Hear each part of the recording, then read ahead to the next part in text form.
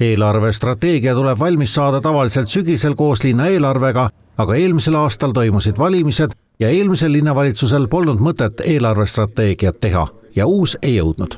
Regionaal- ja põllumajandusministeerium ähvardas küll karistusega, aga see oli formaalsus. Nüüd siis lõpuks sai valmis pealinna rahanduse plaan aastani 2030 ja see on linnapea sõnu kuulates üks ilus dokument. Ehitame ka uusi lasteaedu, tähtsamad tänavad renoveerime ära, uusi busse ostame. No need on kõik sellised tavalised tegevused, mida tegelikult linn igal aastal teeb ja peabki tegema.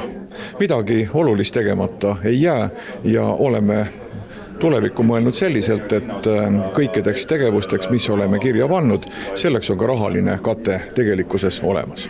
Eelmise linnapea, nüüd opositsioonis oleva Jevgeni Ossinovski arvates ei ole see dokument üldse hea.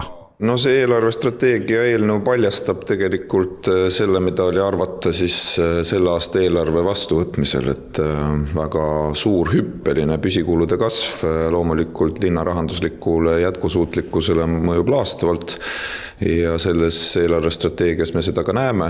Lähiaastatel hüppeliselt vähenevad investeeringud kokku ligi 40% võrra aastas. Kritiseeritakse muidugi seda eelkõige, et aga me ei investeeri piisavalt palju. No siin on olukord selline, et aga me tegelikult ju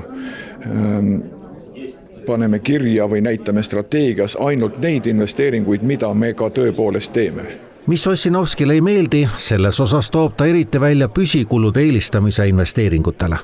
Eks see on selle linnavalitsuse selline eelarve nägemus olnud, et on tõstetud ju päris mitmeid püsikulusid, ametnike palkasid on 10% tõstetud sellel aastal, on võetud palgale 21 uut parteilast aastase kuluga enam kui 1 000 000 eurot, ehk siis eelmise linnavalitsuse tegevus, kus me oleme linnasüsteemi kokku tõmmanud, efektiivsus suurendanud just nimelt, et vabastada vahendeid, et investeerida rohkem haridusse ja teistesse valdkondadesse. Siin on selge tagasikäik antud. Eelarve kasv on järgnevatel aastatel planeeritud summade poolest väga väikese kasvuga. Ehk nagu linnapea ütles, nad arvestavad inflatsiooniga, aga mitte majanduskasvuga.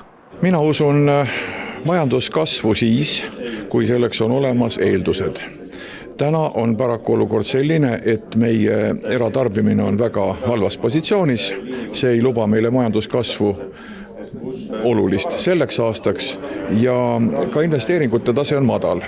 See tähendab, et ka järgmisteks aastateks täna niisugust panust ei ole, mis meile korralikku majanduskasvu kuulutaks.